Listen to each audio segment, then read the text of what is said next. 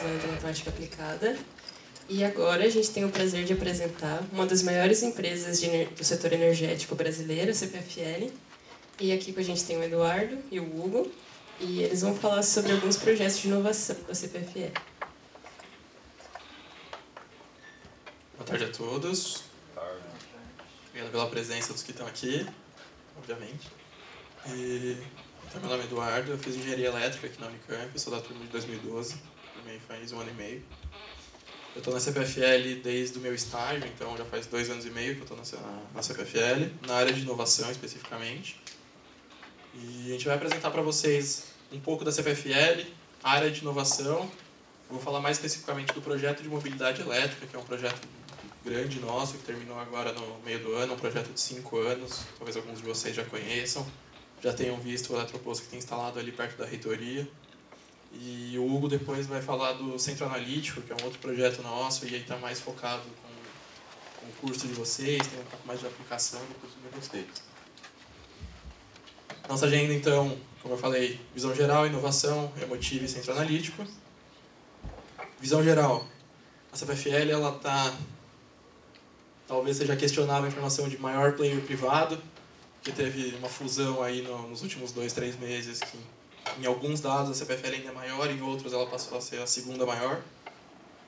Mas a gente ainda é o 3º maior gerador privado de energia e líder em energia renovável. Então a gente tem geração 155 gigawatts instalado, sendo 81% energia renovável. A gente estava conversando aqui antes que tem muita gente interessada em geração fotovoltaica, geração eólica, é um mercado crescente. A CPFL é líder nesse setor. A inovação CPFL, eu vou primeiro passar um videozinho para vocês, que dá um entendimento básico, e aí eu entro em algumas questões. O nosso futuro está diretamente ligado às novas descobertas tecnológicas. Elas transformam a forma como vivemos, como trabalhamos e até como nos comunicamos. A fonte que torna essa evolução possível é a energia. Nós, da CPFL, acreditamos que a energia é essencial ao bem-estar das pessoas e ao desenvolvimento da sociedade. Por isso, buscamos conhecer e entender as mudanças tecnológicas, sociais, econômicas e ambientais para investir em inovação, que para a CPFL significa melhoria de processos, desenvolvimento de produtos e serviços e modelos de negócios mais sustentáveis. Como a usina solar Tanquinho, a primeira do estado de São Paulo. Uma de nossas frentes de pesquisa, para aprendermos mais sobre as melhores maneiras de gerar energia no futuro. Através desse estudo, podemos avaliar o potencial de geração solar fotovoltaica, além, é claro, de adquirir expertise em projeto, construção, operação e manutenção de sistemas. Agora, imagine produzir sua própria energia. O projeto Telhados Solares CPFL possibilita essa experiência, em que a energia gerada é consumida no local, suprindo todos os equipamentos elétricos da casa. A energia excedente produzida durante o dia é disponibilizada na rede gerando créditos. E à noite, a energia utilizada é abatida desses créditos existentes. Com esse projeto, é possível também avaliar os impactos técnicos na rede. E já que falamos em produzir energia, que tal armazenar energia? Com o projeto de armazenamento de energia, serão avaliadas novas formas de uso, que possibilitam ganhos para o sistema elétrico e oportunidades de novos negócios. Outro projeto de inovação da CPFL utiliza tecnologias de desagregação do consumo para que cada cliente seja capaz de saber o quanto cada equipamento de sua residência consome por mês e fazer uma gestão consciente da energia. Mas a CPFL vai além, com o projeto Emotive, Mobilidade Elétrica CPFL. Veículos elétricos foram adquiridos pela CPFL e colocados à disposição da frota de empresas parceiras, criando um laboratório real.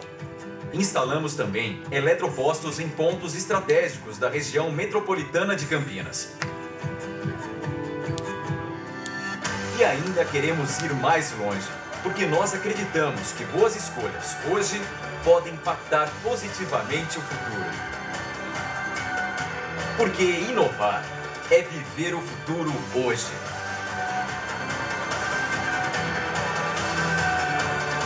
CPFL Energia. Então, como vocês puderam ver nesse vídeo, a CPFL tem alguns projetos de P&D. A gente tem muitos projetos voltados à Smart Grid, que é a ideia de deixar a rede de distribuição mais inteligente.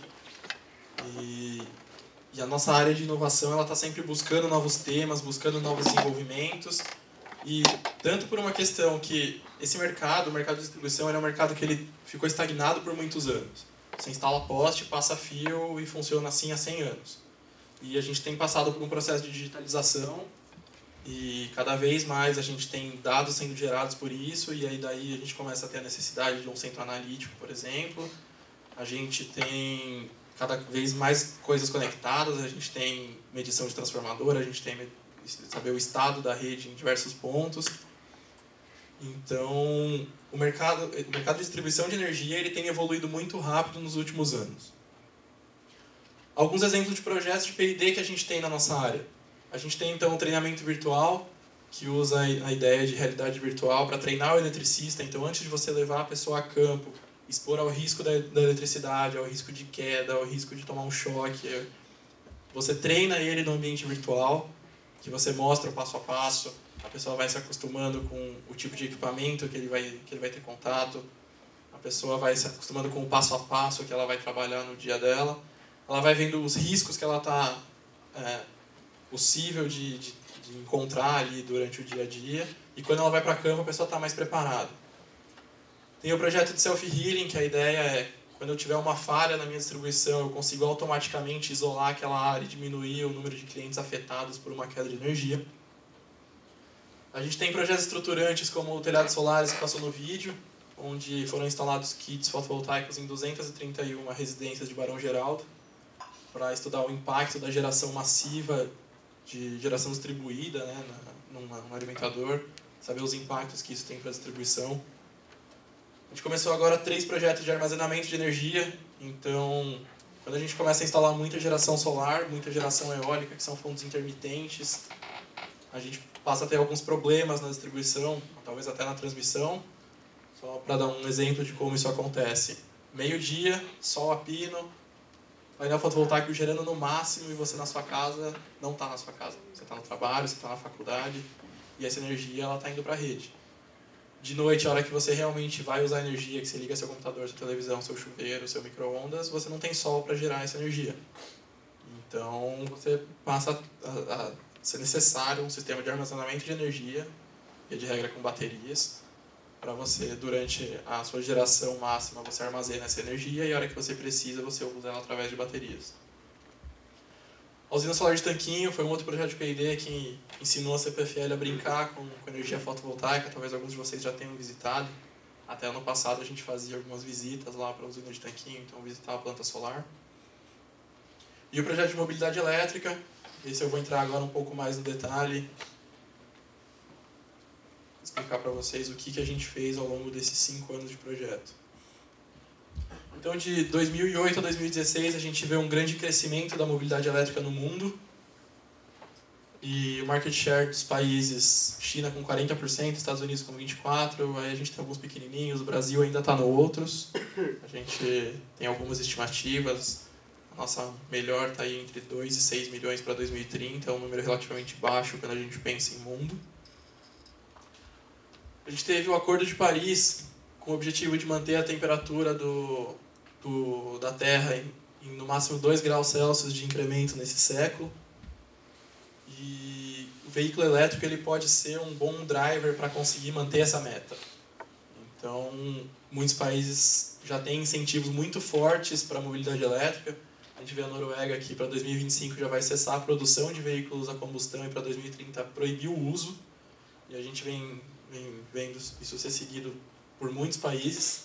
O Brasil está nessa lista, mas ele tem um asterisco gigantesco aqui, porque ele está ainda em proposta de lei, e a proposta de lei ela é diferente do resto do mundo, que ela propõe cessar a produção e proibir o uso de veículos a combustão de fontes não renováveis, ou seja, gasolina e diesel. ainda poderia ter o carro a combustão etanol. Só que agora, uma opinião pessoal minha, se o mundo inteiro está fazendo só carro elétrico, não vai ser o Brasil que vai segurar carros a combustão. Então, é uma tendência do mundo e o Brasil tende a seguir esse mercado de crescer a mobilidade elétrica. E aí, para a CPFL, como distribuidora de energia, vieram algumas perguntas. Então, como vai ser essa inserção dos veículos?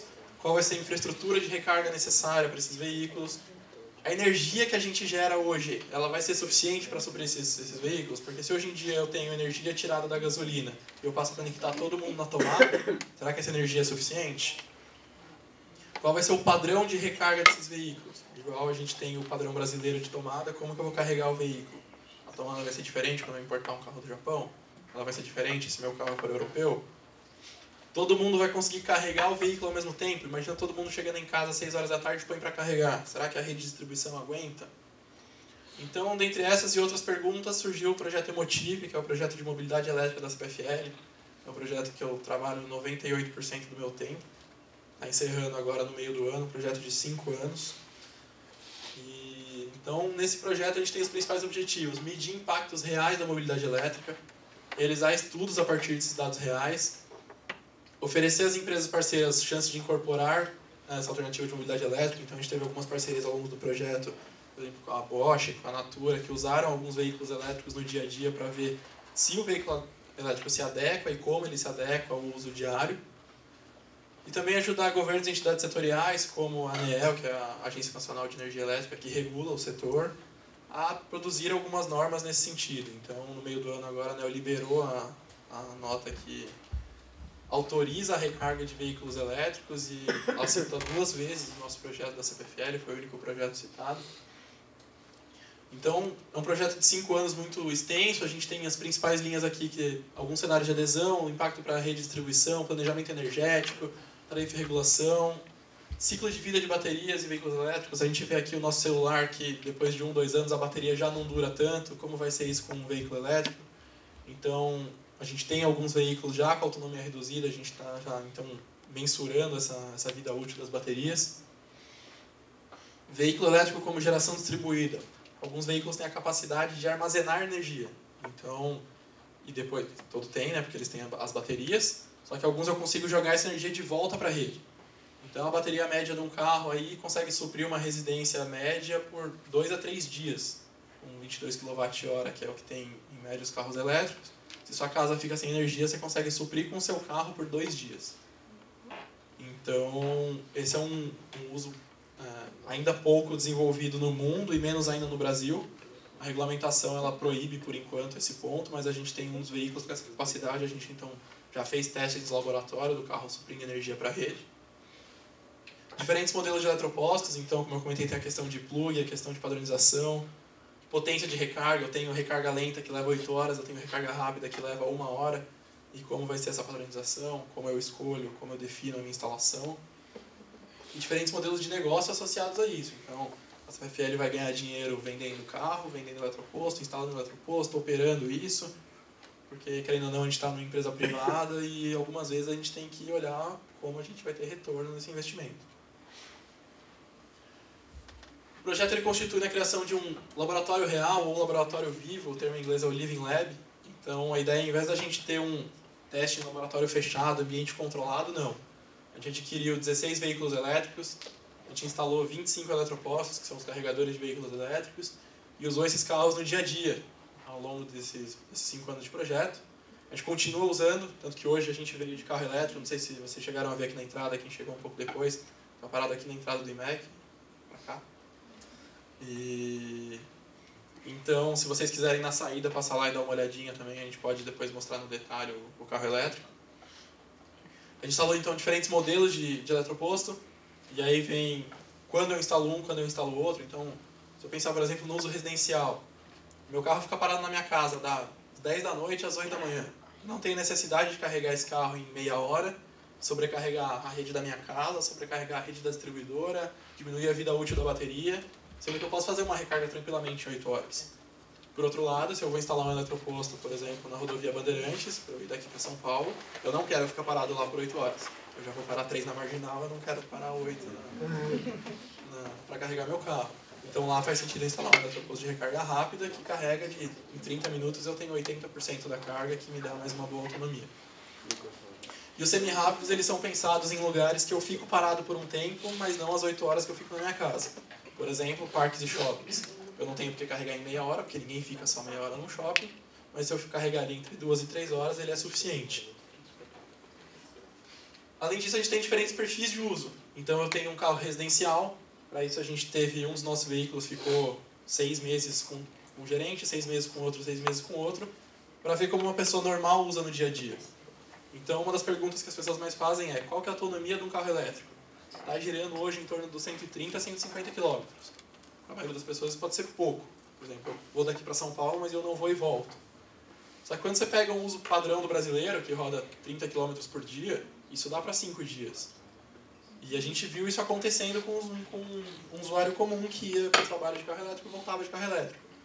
E aí com isso a gente percebe mais uma característica interessante que a gente via em textos internacionais e a gente começou a presenciar no Brasil, que é o range anxiety, que é o medo da autonomia. O usuário, quando ele começa a usar um carro elétrico, ele tem muito medo de ficar sem bateria, ficar na rua. Eu mesmo, quando eu fui para a CPFL, baixou o primeiro palitinho ali de bateria, eu achei que eu não ia voltar. Ele não, tá com 90%, agora não dá mais para voltar. Tá bom que eu só gastei 10 para ir, mas 90 não volta. E você fica com esse medo. E aí uma hora você vai acostumando. E aí chega uma hora que você tá com 10%. Então acho que dá para ir para voltar.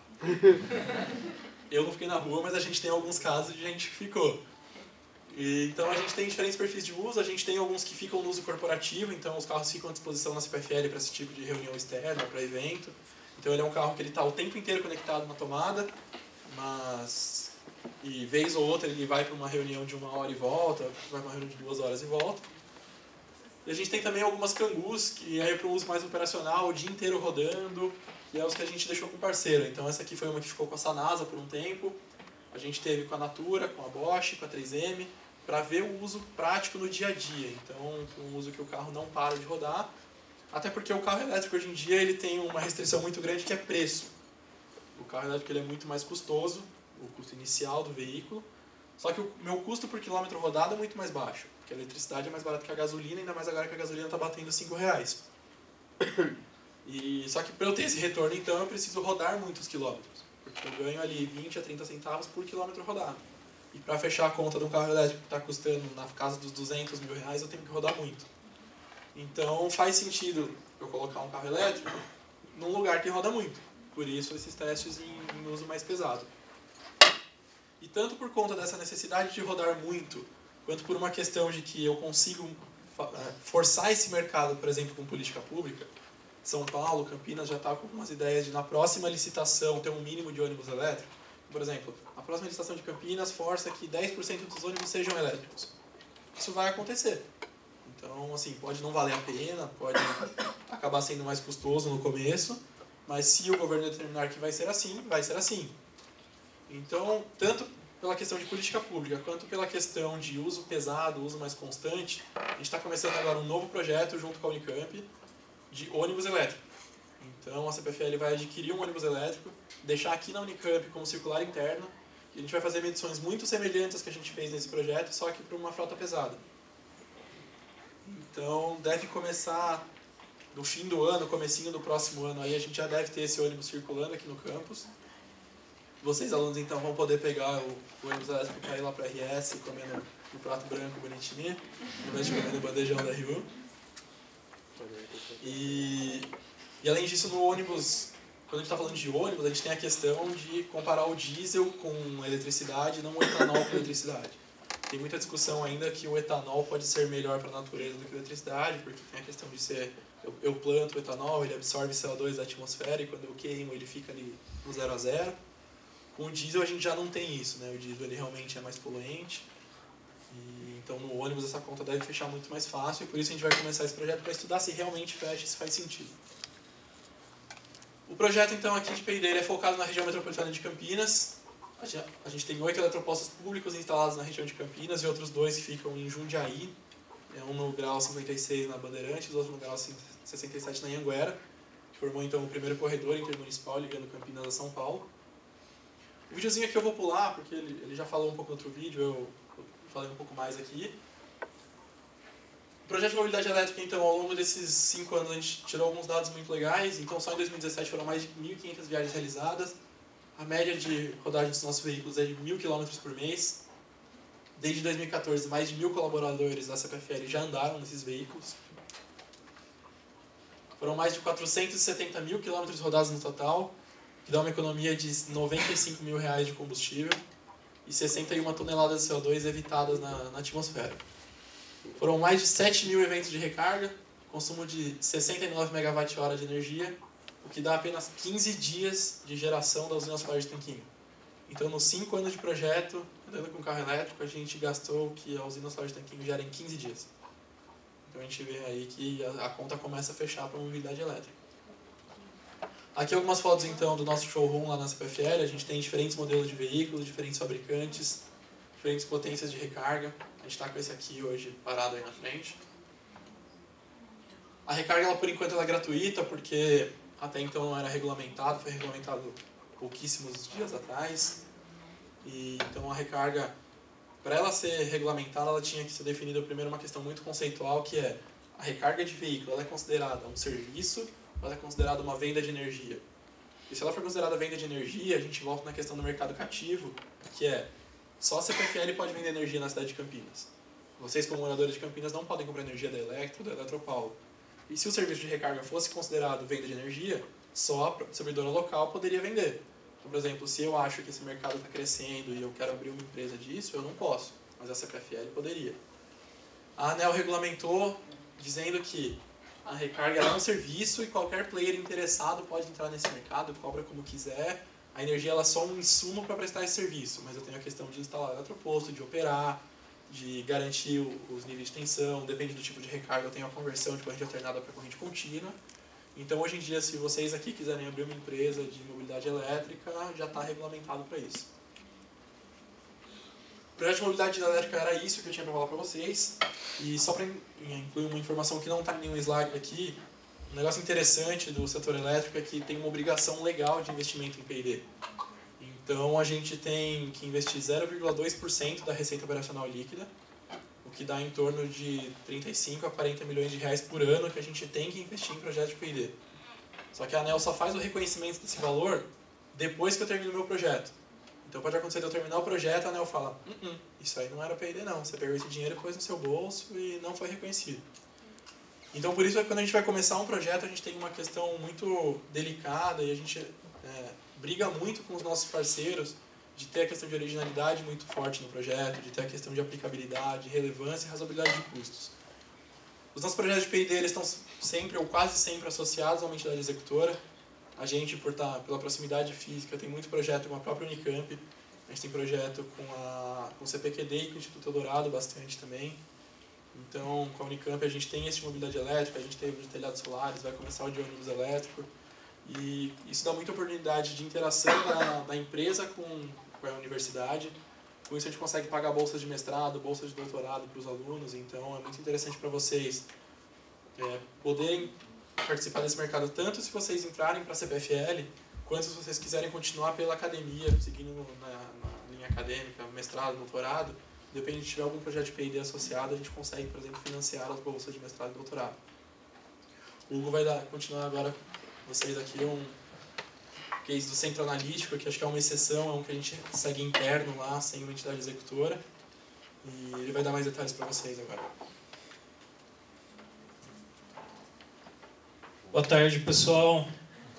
Eu sou daqui também, né? Estava conversando com o pessoal antes.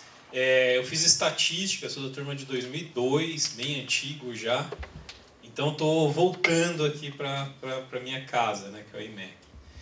E hoje eu estou na CPFL trabalhando com Advanced Analytics, né, com Data Science. Isso tudo dentro de um projeto de inovação. É um negócio bem diferente, é inovador até para a inovação, que é bem diferente. E aí eu vou tentar mostrar um pouco para vocês de como que é esse projeto, o que a gente faz lá nesse trabalho de Data Science dentro da CPFL e quais características que eu acho que são importantes para trabalhar com Data Science. Eu não sei como é que está hoje a curso de matemática aplicada, mas da minha época eu imagino que tem muito relacionado a isso. Pelo menos a minha expectativa é que vocês sejam muito bons nisso. Talvez nem vocês saibam, ou já saibam e eu que não sei também. Mas aí abre um caminho para a gente começar a conversar. Então tá aqui meus dados, meu e-mail. Se quiser me achar nas redes sociais aqui, @hugoelito, para a gente começar a conversar e talvez a gente trabalhar junto em algum momento aí no futuro. Então, inicialmente, esse histórico meu, teve 2 professores que marcaram muito minha estada aqui na Unicamp, né? E são 2 professores, talvez vocês até gostem mais, que é o Johnny, né? Que é um cara que me ensinou coisas importantes aqui para minha vida depois, né?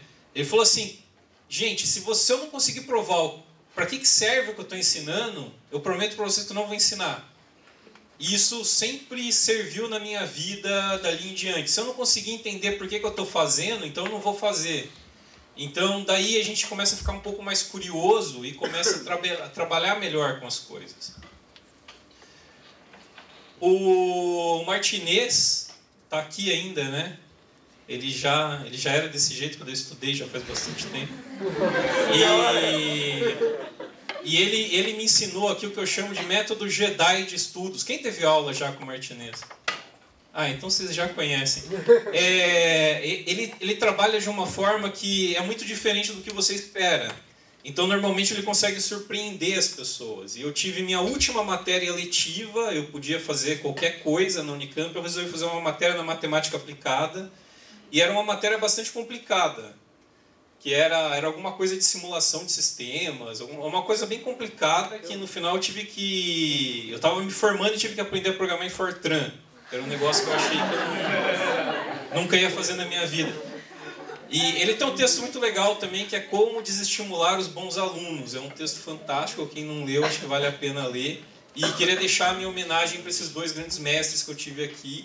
Né? Um eu aprendi com amor, o outro eu aprendi com a dor, mas eu acho que os 2 me ensinaram muito e me trouxeram aonde eu estou hoje na carreira. Então, o que tem acontecido? Né? A CPFL é uma empresa nova, ela começou em 1912.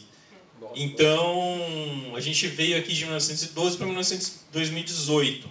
Na metade desse caminho aqui, até um pouco mais, não mudou nada no setor. Era basicamente você colocar uma turbina onde tinha uma queda de rio, pôr um fio ali e trazer para a casa das pessoas a energia, e passa um cara todo mês lá, olha quanto que você gastou e te cobra por isso. E não se fazia nada além disso. Só o número de clientes que ia aumentando com o passar do tempo. Agora, no período mais recente, a gente começou a ter um volume enorme de dados. Tudo gera dados hoje. Se você liga para a CPFL, gera um dado. Se você entra no site, se você posta alguma coisa no Twitter e coloca CPFL lá. Então, todo tipo de interação que se tem com a empresa gera um dado. Se um funcionário da CPFL passa na rua e fala, caiu uma árvore aqui, tem um dado lá. Então, o volume nosso de dado hoje é absurdo, é assustador. A gente está trabalhando com um volume infinito quase de dados. E aí gera 2 problemas. O primeiro é, boa parte do que eu fazia aqui eu não consigo mais fazer, e boa parte disso daqui eu não consigo nem ver, porque é tanto dado gerado por máquina que eu não consigo entender aquele dado. Ou tanto dado gerado por pessoas que eu não consigo classificar ele em dados que eu consiga trabalhar. Então começa a ter um volume grande de dados, um dado difícil de entender e muitas vezes um dado que não é uniforme. Então aí veio a ideia desse projeto do Centro Analítico, que é um negócio meio doido. Por quê? Porque a gente sabia que precisava trabalhar com análise de dados, trabalhar com fronteira de conhecimento em análise de dados, fazer coisas que ninguém tinha feito. Isso encaixa muito bem com o projeto de P&D. Só que a gente não queria pegar esse massa de dados e passar para alguma instituição, alguma universidade, alguma coisa, estudar isso. A gente queria a gente mesmo desenvolver o know-how de estudar. Aí o pessoal da inovação me provocou. Tá, a gente não pode contratar você e mais um grupo dentro da CPFL para fazer um projeto de P&D? Falei, vamos embora, vamos lá. Então a gente começou em fevereiro desse ano, com 8 colaboradores, e já entregamos 16 projetos aqui. Um POC projeto. Esse POC aqui é prova de conceito, é um projeto pequenininho que a gente faz para ver se dá certo. E qual que é o objetivo do centro analítico? É extrair dados, extrair valor, né, da integração e análise de base de dados, visando construir algoritmos para a tomada de decisão, que é um pouco a ideia da digitalização. Todo mundo aqui já viu isso, já está nesse universo. A gente sabe que não são mais pessoas que tomam decisão. Quem toma decisão é uma máquina que foi programada por alguém para tomar decisão em cima do que a máquina tá entendendo. E é isso que a gente chama de algoritmos para tomada de decisão. É acabar com regrinha. Ah, se tem acima de 50 anos, vai comprar azul. Se tem abaixo, vai comprar verde. Não, a máquina vai tomar decisão olhando milhares de características. E aí a gente tinha alguns objetivos mais específicos. Por que vale a pena a gente ter uma área para isso? A gente queria gerar resultados disruptivos. As áreas, elas geram resultados cada vez um pouquinho melhor, porque o cara vai operando dia a dia e aí ele fala, tem um probleminha aqui, aí ele corrige. Tem um probleminha aqui, ele corrige. Mas ninguém para rever se tudo aquilo lá está funcionando bem. E a ideia é a gente parar para ver se está tudo funcionando bem e propor métodos alternativos de fazer o trabalho. Construir soluções integradas com ganhos sinérgicos. O que é isso? Não sei quantos de vocês já tiveram experiência em empresa, mas a empresa, ela é mais ou menos igual um condomínio, assim. Tá cada um na sua casa ou no seu apartamento e alguns não sabem o que os outros estão fazendo, quem são, quem mora ali. Então, principalmente empresa grande, do porte da CPFL, é muito fácil a gente ter um problema em um canto da empresa e a solução desse problema em outro canto da empresa. E essas duas áreas não se conversarem. Então, a gente, conseguindo analisar todos os dados da companhia, a gente consegue resolver esse problema. Então, esse era um outro objetivo nosso. Criar modelos prescritivos, é o que eu já falei. A gente conseguir tomar decisão com algoritmos. E gerar insights para os negócios, coisas que não são óbvias, que talvez a gente, olhando... Primeiro, a gente não consegue olhar o volume de dados inteiro. E segundo, a gente não consegue tomar decisão em cima daquele conjunto de dados. Usando Analytics, a gente testa milhares e milhares de vezes antes de tomar uma decisão. Então, esses eram os objetivos. E aí, a gente tinha algumas características para montar essa área, né?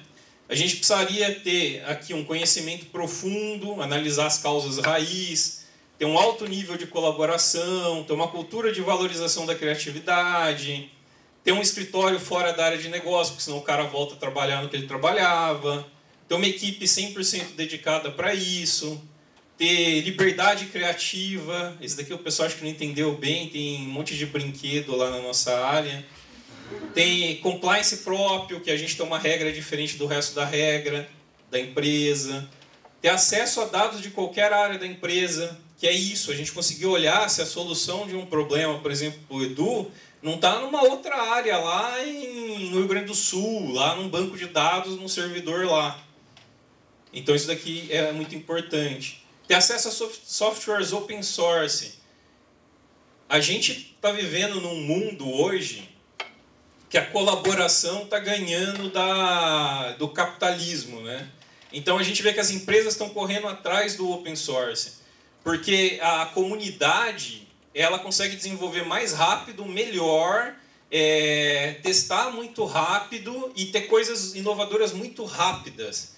Então, se a gente pega hoje as comunidades que a gente tem de Python, de R, vocês devem estar vivendo isso já. Alguém defendeu uma tese de doutorado, no mesmo dia já está lá um pacote que faz aquilo que a pessoa desenvolveu. Então é muito rápido. Isso num ciclo de empresa demora anos, às vezes demora 5, 6 anos para ter algo implementado. Então a gente trabalha forte em cima do open source. Equipe multidisciplinar, eu vou explicar isso daqui. E como que funciona a metodologia nossa, né, de trabalho? Como que a gente trabalha? E eu acho que talvez alguns de vocês vão trabalhar nesse formato e não sei quantos conhecem aqui. Por exemplo, Scrum. Alguém já ouviu falar sobre isso? Metodologia ágil? Alguém já trabalhou com metodologia ágil? Alguma metodologia ágil? Alguém já jogou poker trabalhando, por exemplo? A gente tem um. A gente faz isso lá no trabalho. Então, o que é isso daqui?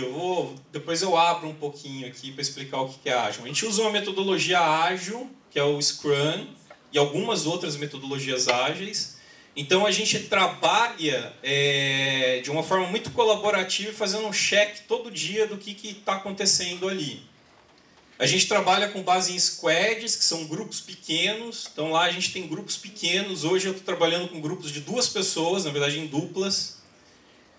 A gente trabalha sempre em cima de demandas fechadas, que são aqueles projetos, né, os cases, os POCs, ou trabalhos menores ainda. A gente tem trabalho de 2 dias, 3 dias. Sempre mensurando o resultado. Aqui tem uma parte de mensurar que é muito importante. Quando vocês forem fazer algo, já pense assim, como que eu vou medir o resultado daquilo que eu estou fazendo? Isso é muito forte dentro das empresas. E a entrega é ou um algoritmo. E aí, quando eu estou falando algoritmo, é de fato um algoritmo, eu vou entregar tipo um TXT para o cara lá implementar na TI. Ou uma análise, que é um relatório, é algo próximo do que a gente entrega aqui na academia. Hoje a gente entrega, além de uma apresentação de PowerPoint pequena, a gente entrega de fato um relatório. Então eu tenho que entregar lá, por exemplo, o Edu, que compõe o projeto, eu tenho que entregar um relatório. Então, um relatório de 50, 100 páginas de um projetinho desse daqui. E o que a gente usa no nosso dia a dia de ferramental? SQL. SQL eu não sabia que existia quando eu estava na faculdade. A realidade de vocês devem ter mudado muito hoje. Aí aqui eu estou colocando SQL, mas deriva tudo que vem do SQL. Por exemplo, Hive vem do SQL. Então todas as linguagens que derivam de acesso a banco de dados e leitura de banco de dados. Não tem como a gente trabalhar com nada que envolva dados sem conseguir aquisitar esse volume de dados. Então é importante ter conhecimento em SQL. Python, e aqui depois no final eu trago um pouco a diferença entre Python e R, porque hoje é uma dúvida que a gente tem duas ferramentas poderosíssimas que a gente pode trabalhar e ninguém sabe muito bem qual que é a melhor. Até aqui, o que eu faço até aqui? Até aqui eu estou fazendo coisas que ninguém vai entender, a não ser a gente. Que estudou aqui matemática, estatística, engenharia. Tableau é uma ferramenta que a gente usa para mostrar o resultado. Ele desenha dashboards e aí eu consigo mostrar o resultado do meu trabalho para as pessoas. Pôr lá um farolzinho que fica vermelho, verde, pôr uma interface que o cara consegue ver os dados dos clientes. Então a gente entrega muita coisa usando o Tableau. E aqui pode ser qualquer ferramenta de visualização, a gente internamente escolheu essa. E a gente ainda usa muito o SPSS Modeler, que é um software integrado, ele faz toda a parte de ETL, né, de leitura de dado, tratamento de dado, parte de parse, e tem uma parte analítica no final. Então eu consigo implementar um fluxo que roda do começo ao final, a gente ainda usa bastante. Esses dois aqui não são open source. O que é o Scrum aí para quem não conhece? Poucos conhecem. O Scrum é um método em que cada colaborador ele tem total responsabilidade pela entrega que o time vai fazer e que a área vai fazer. Então a gente tem 3 figuras aqui, é o time do projeto, que são aqueles squads que eu mostrei. É o dono do produto, que é o cara que pediu alguma coisa para a gente, que é o cara que especificou aquela demanda.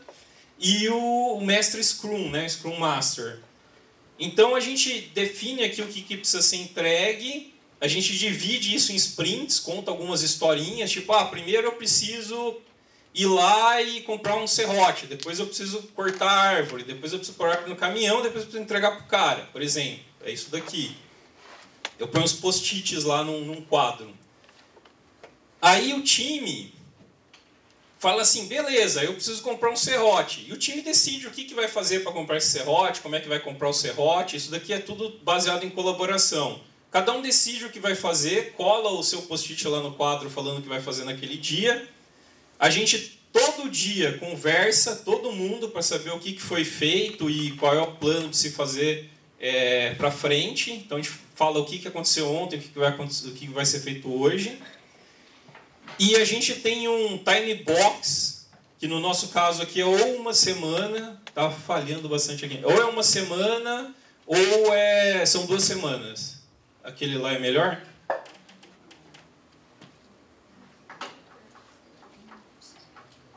Alô? Alô, alô? Alô? Não, esse não é melhor. Não tá, não. Vou tentar mais um aqui. Esse está funcionando. Alô? Esse está funcionando. Tá. Aí eu não sei, eu não estou escutando lá, é vocês que estão.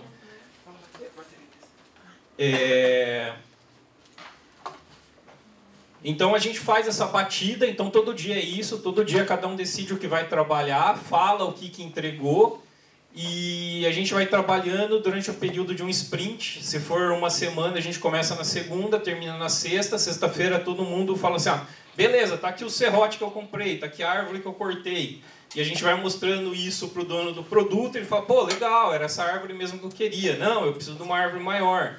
E aí a gente vai se ajeitando no meio do projeto. A gente não começa com aquele projeto que eu sei onde começa e onde termina. Eu vou me ajeitando no meio do processo. Então, basicamente, isso daqui é a metodologia Scrum. É bem simples, é um método que está sendo cada vez mais usado de trabalho e toda essa metodologia aqui é um documento de 19 páginas. Então, tem muito pouca coisa para se aprender sobre isso, mas é muito poderoso lá na hora. E dá pra gente uma coisa que eu não tinha quando eu comecei a trabalhar, que é a liberdade de poder fazer o que a gente acha que é mais importante, não o que alguém achou que é mais importante sem conhecer como que você faz. Então isso daqui ajuda muito. E aí, lá dentro, chega propostas de trabalho, então cada área fala as propostas que tem. Tá assim, eu preciso resolver esse problema, eu preciso resolver aquele outro problema. A gente tem um grupo que fala assim, vamos trabalhar nesses primeiro. Normalmente esses primeiros são os que dão mais dinheiro. São coisas que eu resolvo e dão mais dinheiro. A gente aloca as equipes para trabalhar com isso e a gente roda esse fluxo aqui. Então a gente vai entender qual que é o problema, vai fazer coleta de dados necessário para trabalhar esse problema e vai trabalhar com análise e programação para resolver esse problema e entrega aqui no final um algoritmo, um insight. Normalmente, tudo isso daqui está documentado num Jupyter Notebook. Se for no Python, né? Ou se for no R também. E eu quero trabalhar com Data Science. O que eu posso fazer? Não é uma profissão só que tem. A gente tem aqui o mito do cientista de dados, né, que a gente fala que é o unicórnio, que é o cara que faz tudo. Ninguém nunca viu esse cara na empresa, não existe.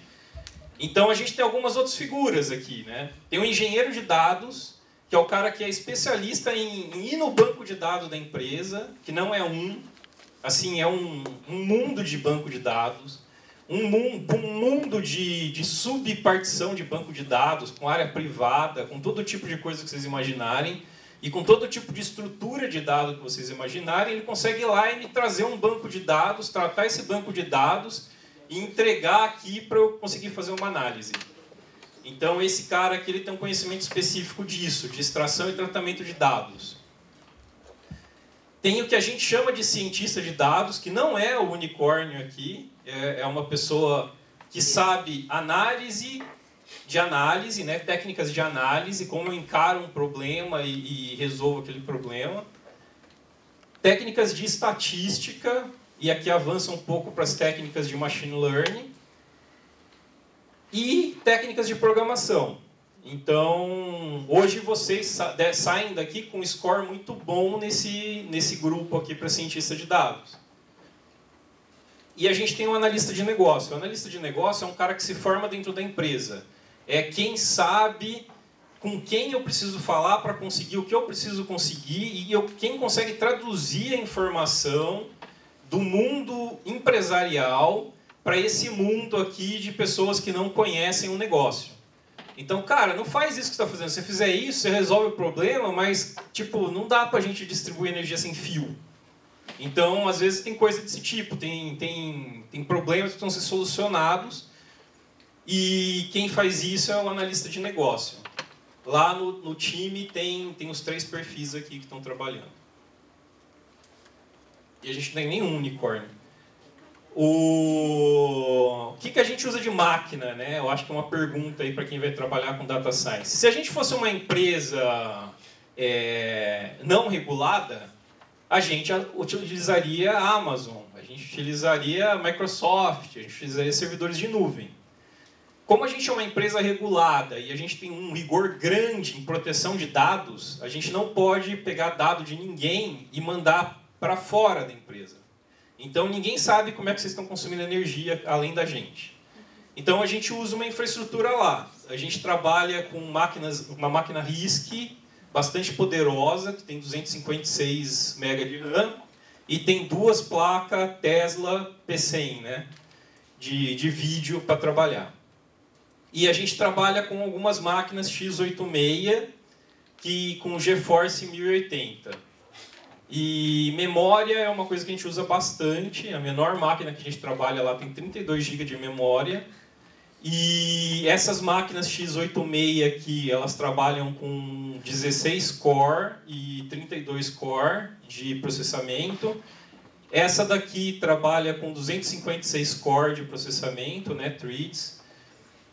E com esse material a gente está conseguindo rodar os problemas que a gente tem hoje, que é alguns dos problemas que eu vou trazer para vocês que a gente solucionou. E a gente usa, essa máquina aqui usa Linux, e essa máquina aqui, infelizmente, ainda usa o Windows. Aí, qual que é que... É sério, assim, se vocês forem trabalhar nisso, o Linux é muito, muito melhor que o Windows, assim, para tudo que for fazer nisso daqui. Quais as metodologias que a gente usa, né? Aqui é um negócio que eu roubei de algum lugar, não lembro da onde, mas basicamente chega um problema, a gente vai ter isso daqui. Ou é um caso de aprendizado supervisionado, ou é um caso de aprendizado não supervisionado. Então esse aprendizado não supervisionado, o robô se vira, ele aprende sozinho. É igual aqueles chatbot que a gente entra e eles xingam a gente. Eles aprenderam sozinho com as pessoas que vão lá que xingam eles. Então isso daqui está nesse caso aqui. Aqui é quando eu não quero, eu quero dar educação para ele não xingar ninguém, aí eu vou lá e vou explicando as coisas. Então em aprendizado supervisionado eu tenho que ter uma coluna rotulada, saber o que é a resposta que eu espero e o que é a resposta que para mim é um fracasso, que eu não espero. Isso pode ser tanto uma coisa binomial, assim, sim ou não, ou qualquer outra coisa, a resposta de um sensor, por exemplo. E aí eu trabalho com classificação, se for essa resposta 0 ou 1, ou com modelos de regressão, e aqui tem tudo que a gente usa lá, né?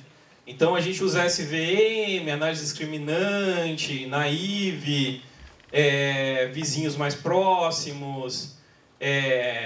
A regressão, tem uma infinidade de regressão, eu vou mostrar um case que a gente usou regressão. E árvores de decisão também é um universo complexo, eu acho que aqui regressão e árvore de decisão resolve 90% dos problemas que eu vi lá até hoje. A gente vai mais a fundo quando precisa de redes neurais, e aí tem problemas mais complexos, com dados mais complexos, precisa ir para redes neurais, a gente está falando de Deep Learning. Aprendizado não supervisionado, a gente não usa, porque não dá certo, assim, eu não vi dar certo até hoje, é uma coisa muito teórica ainda, muito pouco prática. O que funciona é o Reinforced Learning, né? Eu treino baseado nisso daqui e depois sozinho ele vai se adaptando para melhorar aquilo. Isso funciona bem. Só que não é só isso, isso é a parte bonita. Tem algumas outras coisas que são mais importantes, consomem mais tempo e não são rodar um algoritmo desse que já vem empacotado, eu divido lá x-train, x-test, rodo e acabou. Isso é muito seleção das variáveis que explicam o meu problema. Isso daqui hoje é uma das coisas que mais consome o tempo do time lá. Então eu tenho lá, hoje a gente tem aproximadamente, para resolver um problema, 3.000 variáveis. E aí, dessas 3.000, qual que eu uso? Então eu preciso escolher isso. Então a gente tem metodologias para escolher isso, Boruta, XGBoost. A gente usa o próprio Random Forest, que é um modelo de árvore para escolher variáveis. A gente tem toda a parte de pré-processamento, né? Que é a gente limpar os dados, a gente arrumar os dados para que eles possam ser usados, a gente reduzir a dimensionalidade dos dados para não chegar lá com 30 mil variáveis para um fenômeno. E também tem uma parte importante aqui de data scraping, é que nem tudo está no meu banco de dados, tem coisa que eu preciso ir buscar na internet. Então, o que é o data scraping? Eu ir na internet e começar a passar uma peneirona pegando tudo que importa para mim. Então, sei lá, vocês digitarem Hugo Elito na internet e ir buscando tudo que aparece Hugo Elito ali. E aí você traz tudo isso para dentro de um banco de dados, faz todas essas etapas aqui de cima e consegue trabalhar com isso. Então, por exemplo, se eu puxar um histórico de um Twitter, é um tipo de data scraping. Se eu puxo um histórico de causas judiciais, é um outro tipo de data scraping. Aí eu posso fazer isso para tudo. A gente fez um recentemente que era... A gente fez um data scraping no site do IBGE para trazer idade e sexo das pessoas. Então a gente conseguia lá enriquecer nosso banco com isso. Aí eu trouxe os exemplos de alguns cases aqui. Aí aqui eu acho que isso daqui é mais estatístico. Isso daqui o que era? Aqui são dois cases que o objetivo é o mesmo. É detecção de fraude. Quem rouba energia, eu saber quem que é para mandar um cara lá e pegar esse cara que está roubando minha energia. Faz o gato, né? Então a gente utilizou dados de quadrícula, que são o menor dado geográfico que eu tenho informação. Então aí é uma região que o IBGE delimita, a gente usou o setor censitário. A gente tem muitas áreas que não tem informação, então a gente precisava inferir informação para onde não tem informação, e a gente precisava estimar quais eram as regiões de maior risco, né? Então aqui, por exemplo, aqui eu não tinha informação, aí aqui eu consegui trazer informação. Para isso a gente utilizou técnicas de regressões espaciais, né? Regressões espaciais ponderadas. Então, GWR, SAR, aí são métodos de regressão. Aqui a gente trabalhou com 3.500 variáveis e 1,8 milhões de dados rotulados. A gente sabia quem que era 1,8 milhões de dados e a gente precisava extrapolar isso daqui para praticamente 7, 8 milhões de dados que a gente não conhecia. Um outro, que é a mesma coisa de fraude, é entender o que o cara frauda. Aqui eu estou olhando a condição do local que ele está. Aqui eu estou olhando o que ele teve de contato comigo. Então eu pego todo o histórico do cara, né? Cada linha disso daqui é o histórico de um cliente. Esse azulzinho aqui é uma fraude que eu peguei. Então esses dois últimos aqui eu peguei uma fraude. E aí eu sei que ele fez tudo isso daqui comigo. Cada cor é um tipo de contato. Então esse daqui é uma inspeção de fraude, esse amarelinho é um código de eleitorista. O eleitorista passou lá e falou, viu um fio estranho. E aí tem outros aqui, vermelhinho sei lá, esse cara deveu para mim alguma coisa. Verdinho, o cara ligou para solicitar algum serviço. Aí eu preciso processar esse histórico dele e falar assim, dado que esse cara fez tudo isso comigo, qual que é a chance dele estar me fraudando? Que eu não estou olhando nem o consumo de energia, só o histórico de contato. Então isso daqui a gente chama de análise de jornada. A gente olha um histórico de eventos ordenados no tempo e tenta achar um padrão. A gente utilizou para fazer isso aqui. A gente começou trabalhando com redes recorrentes, né, de Deep Learning. E a gente terminou por resolver o problema com uma metodologia muito simples, que foi a regressão logística. Então, na verdade, a conclusão nossa é que a ordem dessas coisas não afeta muito. E se aparece alguns específicos, esse cara tem chance de fraudar. Então esse é o final desse case aqui. Um outro que a gente fez, que é menos estatístico e muito mais simulação numérica, foi esse case aqui para contratação de call center. Então qual que foi o processo aqui? A gente tinha a seguinte demanda. O pessoal do call center, o call center não é da CPFL, é uma empresa contratada. E todo mês eu preciso mandar para eles um volume que eu acho que vai ter de atendimento. E eu preciso atender alguns critérios de qualidade. O cara não pode ser atendido com mais de tantos segundos, esperar mais de tantos segundos para ser atendido, não posso ter muita gente que desiste, tem um monte de qualidade que eu preciso atender, e eu preciso dar um número, e no final a gente não controla quem liga, e também não controla como que a empresa atende, mas a gente precisa garantir que a gente atende tudo para não pagar multa. Então isso daqui a gente está terminando de desenvolver agora. É um sistema que eu entro com dados climáticos. Por que dados climáticos é importante? Porque se chove muito, se dá um temporal, acaba a energia na casa das pessoas, muita gente liga. Então esse dado é importante para a gente.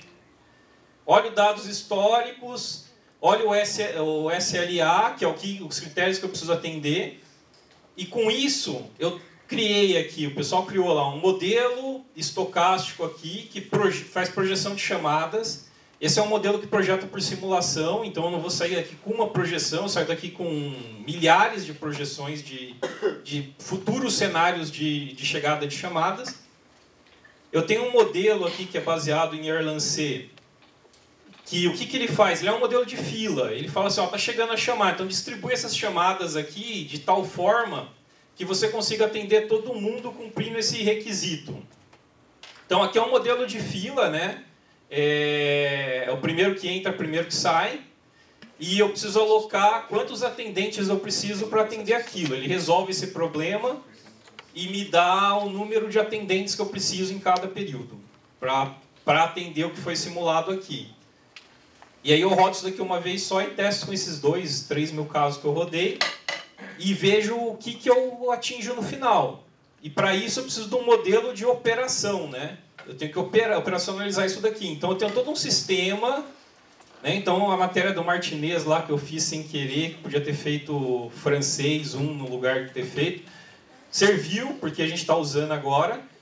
E a gente tem todo um sistema de simulação de atendimento aqui. E a gente consegue simular 2 a 5 mil cenários mês de atendimento e conseguir métricas de como que está sendo esse atendimento nesses cenários simulados. Com isso eu decido a melhor contratação que eu posso fazer e eu também consigo ter ganhos de portfólio. A CPFL tem várias empresas. Hoje a gente foi juntando as empresas e sobraram 5. Então hoje a gente tem 5 empresas, eu contrato call center para 5 empresas e contrato com o mesmo fornecedor. Então esse cara ele tem um ganho de portfólio, porque às vezes chega mais chamada de um, mas chega menos chamada do outro. E aqui esse modelo eu consigo capturar esse ganho de portfólio também. Então aqui eu tenho uma curva, né, projetada, isso daqui é o que eu projeto. Isso daqui é a minha ocupação, então aqui eu tenho o número de atendentes, a curva vermelha, e esse daqui é a simulação, então como eu estou ocupando esses atendentes. E aqui eu consigo ver o tempo de espera, que é uma das coisas que eu tenho que controlar. Então eu consigo saber em quais pontos eu estou ultrapassando o tempo de espera, que é regulado, e se isso vai me causar penalidade ou não. Com base em tudo isso eu consigo otimizar minha contratação e ter ganho para a distribuidora, contratando um volume adequado de call center, nem pagando a mais, nem pagando a menos. E o que eu acho que é importante para trabalhar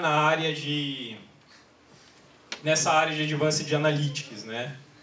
Eu trago aqui de uma propaganda, porque a gente de vez em quando contrata, então vocês já ficam sabendo o que precisa responder na entrevista.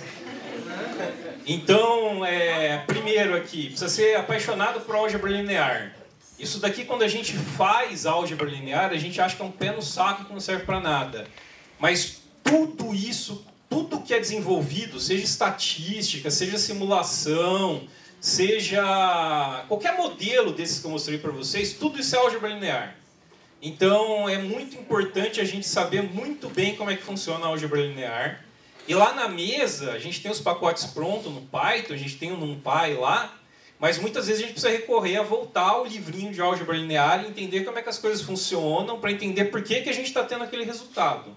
Então, álgebra linear é fundamental.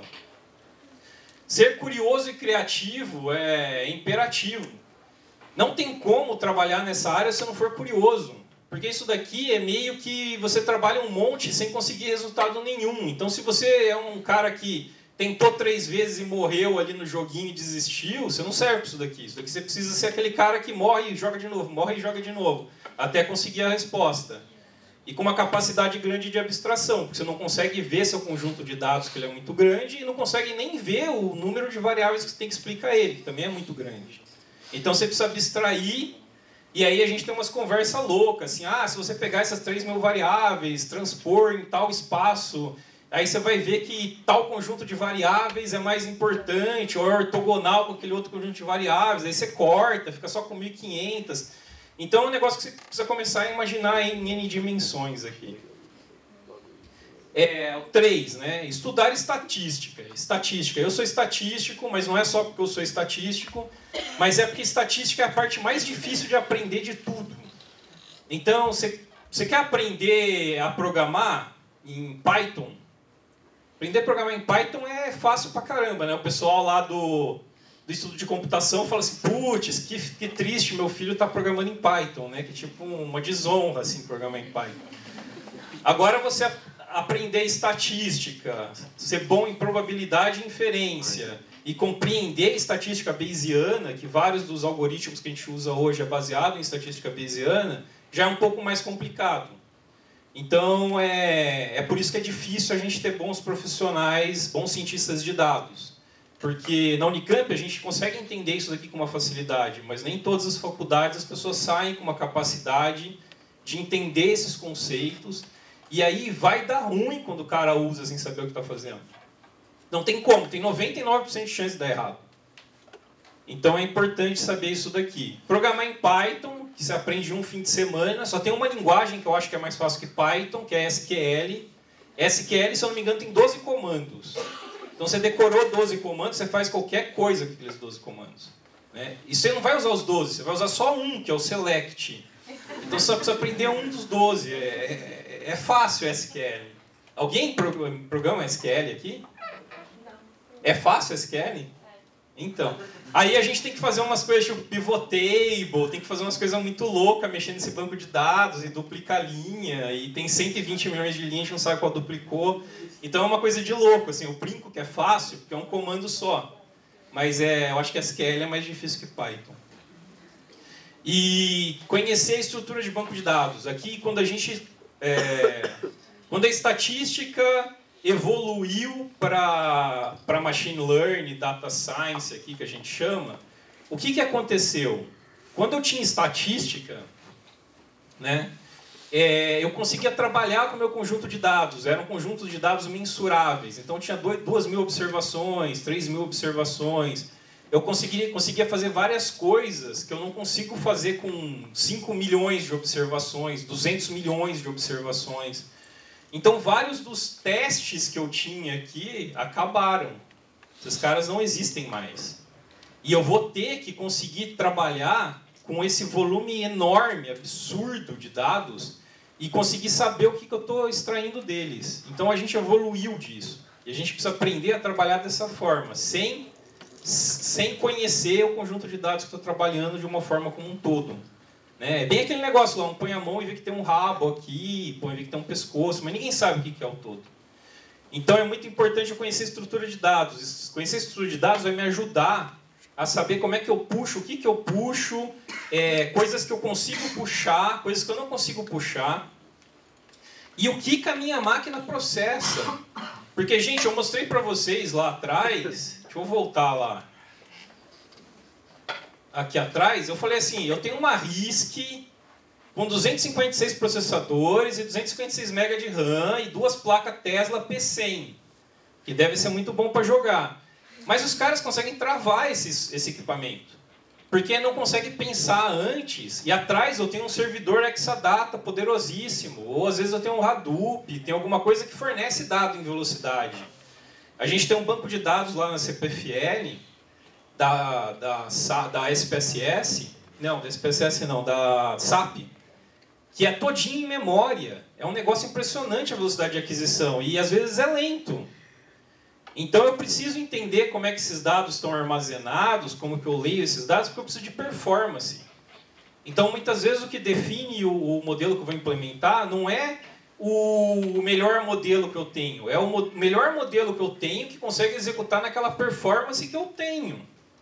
Que às vezes é num computador, laptop, Celeron com 2 GB de RAM. Então isso é muito importante também. Para vocês que estão aí entre a matemática e a computação, vocês saem na frente com isso. Vocês conseguem entender esses conceitos. De que às vezes o ótimo é uma simplificação que eu tenho que fazer enorme.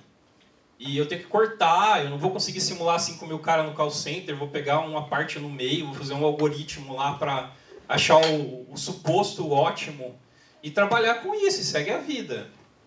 Então a gente tem muito... É muito importante conhecer a estrutura de banco de dados e também conhecer a otimização de programas aí. E aí eu falei que eu ia fazer uma comparação entre o R e o Python, né? Eu acho que essa daqui é a melhor análise, assim, o melhor artigo que eu já li sobre R e Python é esse daqui. Porque, no fundo, é isso, eles são diferentes, né? Eles são diferentes, aí a gente tem algumas coisas que o R é bem melhor, né? E a gente tem algumas características que são ruins, por exemplo, assim, ó, eu tenho muito mais cérebro do que músculo. Eu não vou conseguir escalar dados no R igual eu consigo escalar no Python. Não tem jeito. O Python é burro, mas o Python faz qualquer coisa. Eu nunca vi nada alocar memória melhor sozinho do que o Python. Se eu fizer no R, trava. No Python não, ele tem sistema de gravar em disco, ele tem um monte de coisa. Ele não duplica valor, ele cria só um apontador. Então tem muita coisa que ele faz que otimiza muito memória e consegue fazer com que eu escale. Então acho que esse comparativo aqui é muito bom, assim, né? Então, hoje a gente utiliza a maior parte das coisas em Python. Tem muita coisa pronta em Python. Quando eu vou para coisas muito estatísticas ou muitos sistemas de simulação, a gente vai para R. Nos cases que eu mostrei, o único lá que é feito em R é o do call center.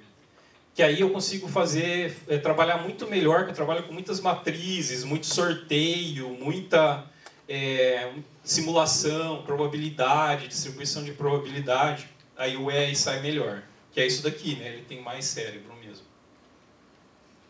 E alguns conselhinhos, né, que me ajudaram muito na carreira. É fundamental criar a capacidade de resolver problemas que você não sabe. Então não se assustem quando vocês pegarem um problema que vocês não sabem. Tipo, é isso que eu faço todo dia. O pessoal entrega problema pra gente que a gente não sabe resolver.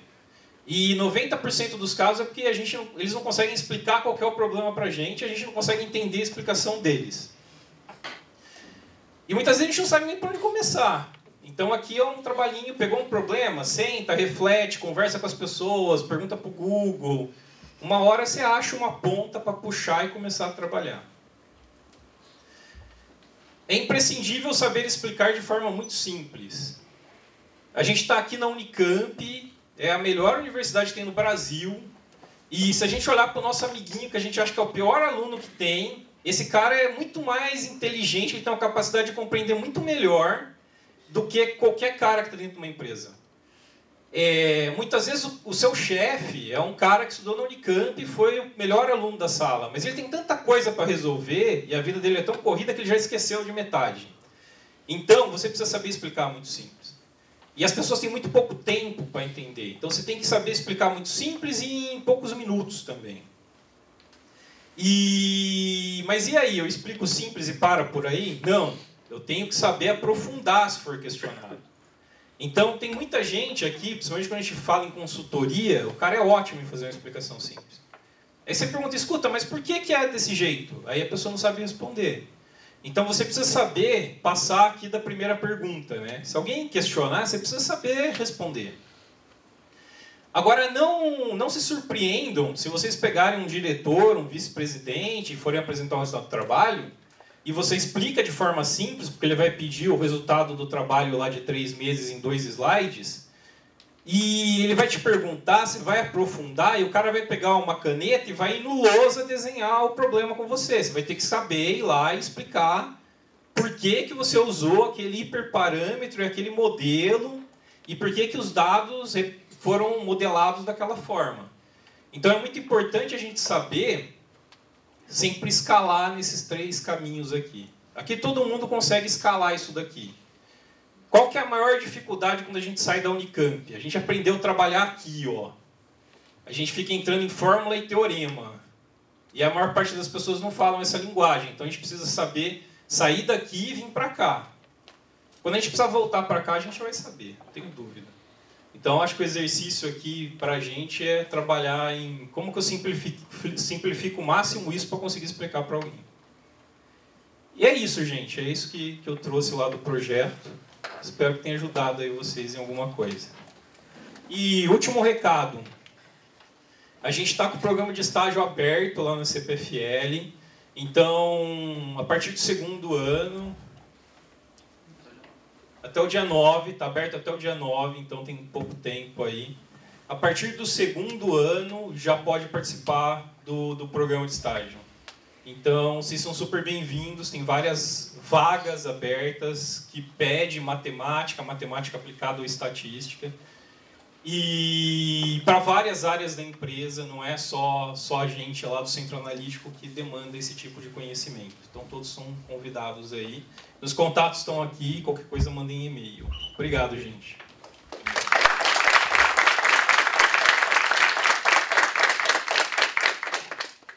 Agora, se ficou alguma dúvida, se tudo deu certo também, é para ter um cofre esperando a gente aqui na parede de trás. Então, a gente tem aí mais uma meia horinha para vocês conversarem comigo, conversarem com o Hugo, se quiserem tirar alguma dúvida da área de inovação, de algum projeto especificamente, ou das próprias CPFL.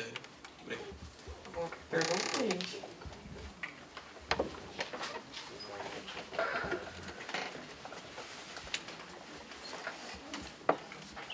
Olá, eu queria entender um pouquinho melhor como funciona os projetos de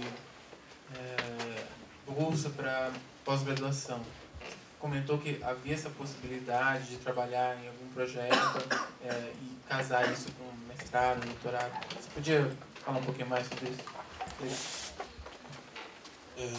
Então, os projetos de P&D da CPFL, na verdade do programa de P&D ANEEL, que é uma obrigação regulatória das distribuidoras, geradoras de energia, cada projeto é avaliado em 4 critérios: originalidade, aplicabilidade, relevância e razoabilidade de custo.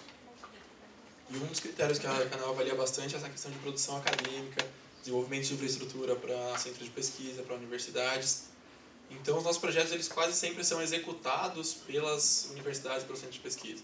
Então, eu da CPFL trabalho com gestão de projetos. Então, o Hugo comentou que o Centro Analítico ele é um caso diferente, que a área de inovação contratou uma área da própria empresa. Então, é uma exceção aos projetos padrão. Mas a gente geralmente contrata, por exemplo, a Unicamp. Então, a gente vem aqui, você entra, por exemplo, com o professor da engenharia elétrica e fala: olha, eu tenho um problema assim, assim, assado, e o professor me propõe uma solução. Às vezes o caminho é inverso também. O professor ele tem uma solução e está achando um problema para resolver. Porque na academia a gente vê muito disso. O professor ele tem uma solução e ele quer achar um problema para ele conseguir vender aquela solução. E aí com isso então a gente financia o projeto de P&D e com isso o professor consegue ter ali 3, 4, 10 alunos de mestrado, de doutorado, de iniciação científica para desenvolver esse projeto ao longo de 3, 4, 5 anos. E isso assim é o caminho padrão, né? E aí, fora isso, a gente também na CPFL tem bastante liberdade de, se eu quiser, eu consigo frequentar as aulas aqui da Unicamp e desenvolver meu mestrado. Então, tem muitos colegas de trabalho lá que conseguem, por exemplo, putz, quarta de manhã eu vou bloquear minha agenda porque esse semestre eu tenho uma matéria do mestrado. Então, não chega a ser um financiamento de bolsa, né? Porque a maioria das bolsas tem que ser dedicação exclusiva. Mas você tem essa flexibilidade, essa liberdade de conseguir tirar alguns horários lá do seu trabalho e assistir uma aula do mestrado, do doutorado. E aí essa acaba sendo também uma facilidade, porque como a gente tem essa proximidade física com a Unicamp, e a gente tem uma proximidade com os professores por conta desses projetos, a gente tem muita facilidade de entrar como aluno de mestrado e doutorado aqui na Unicamp, né? Então, não sei como é que no IMEC, mas, por exemplo, na engenharia elétrica, a seleção dos alunos ela é feita, basicamente, o professor decide quem entra. Muitas vezes não tem prova de seleção, não tem nada, então o professor consegue selecionar a dedo, e com isso a gente consegue, já por estar trabalhando no tema. Então, por exemplo, o meu dia a dia eu trabalho na mobilidade elétrica. Se eu quiser fazer um mestrado aqui na área de mobilidade elétrica, é muito fácil para mim conseguir esse tipo de coisa, né? Tanto pela questão dos professores, quanto pela questão de dominar o assunto. Obrigado. Mais alguma pergunta aí?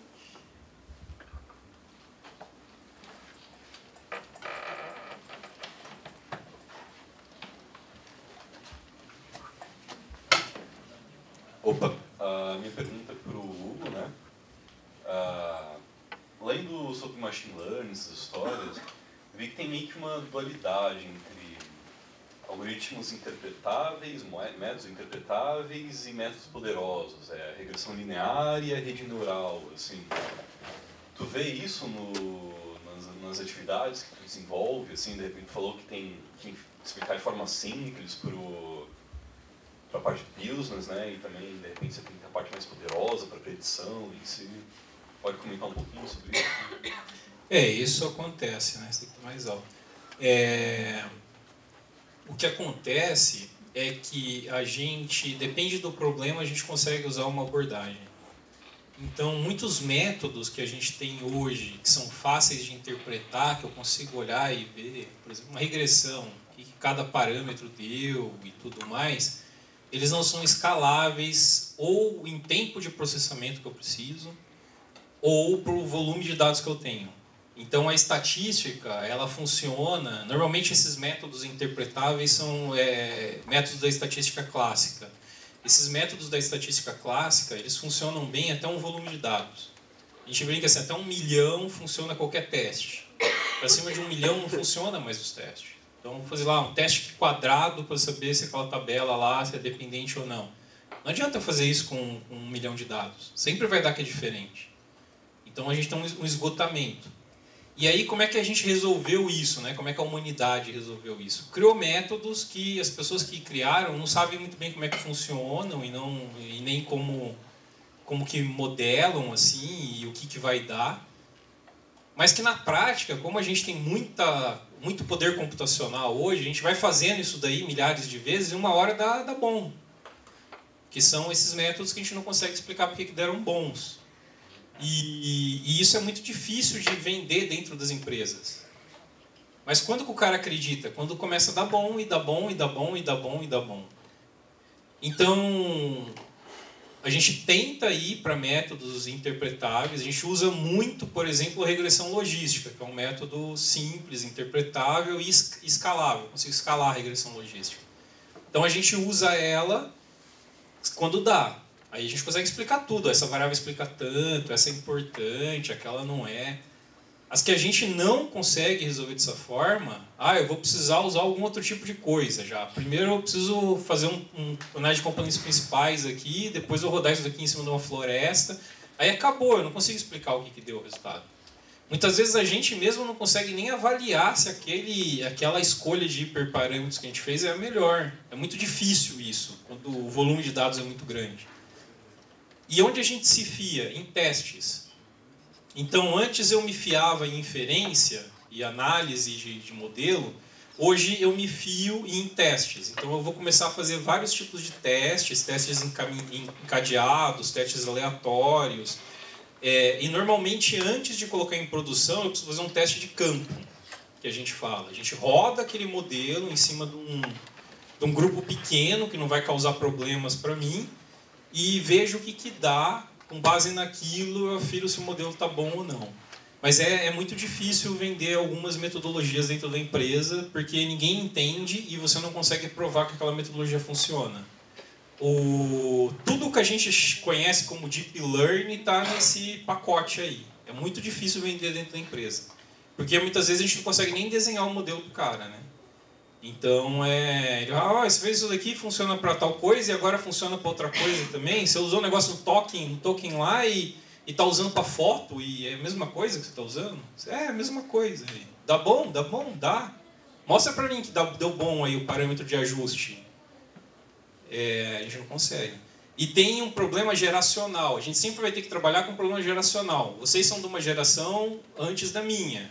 Né? E meu chefe, normalmente, sempre é de uma geração antes da minha. Então, a geração que a gente tem antes, eles começaram a aprender estatística. E aí a gente chega para eles com os modelos de machine learning, deep learning, que eles não vão entender com a cabeça de estatística que eles treinaram. Isso é uma coisa que a gente tem que viver na prática mesmo. Agora, não é uma dualidade. Não é assim, eu posso escolher entre os dois e qual que eu escolho. Os métodos estatísticos servem para um tipo de caso e os métodos de machine learning servem para outros tipos de casos e são diferentes dos dois.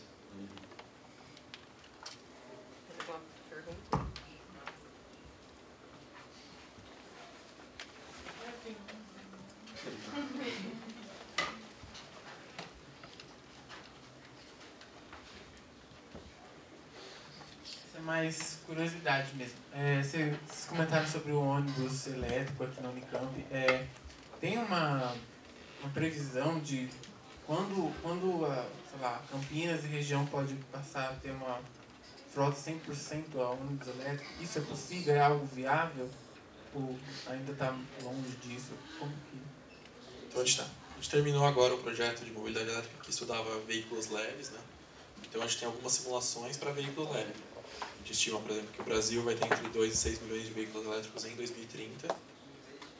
E a frota pesada a gente vai começar a estudar agora. Então a gente não tem essa projeção, a gente não tem dado, a gente vai aquisitar um ônibus elétrico, colocar ele para rodar, para começar aí sim ver. Então, autonomia vendida é tanto, autonomia prática é outra, tempo de recarga, como pode ser o uso dele, quanto tempo leva para carregar, se eu consigo rodar com ele 24 horas por dia, ou se eu tenho que ele roda 8 horas, fica 8 horas carregando. Então a gente ainda vai começar a ter esses dados para conseguir expandir isso e arriscar, digamos assim, quando que a gente vai ter a frota 100% elétrica. Só que por outro lado tem a questão que eu comentei, que é, se a próxima licitação a prefeitura falar todos os ônibus têm que ser elétricos, isso acontece no ano que vem, né? Então, tecnicamente a gente vai descobrindo os bloqueios, só que sempre vai ter essa questão regulatória, essa questão política que tem grande influência nesse tipo de decisão. Mais alguma pergunta? Eu tenho mais uma. Vamos tá brigando, Jean?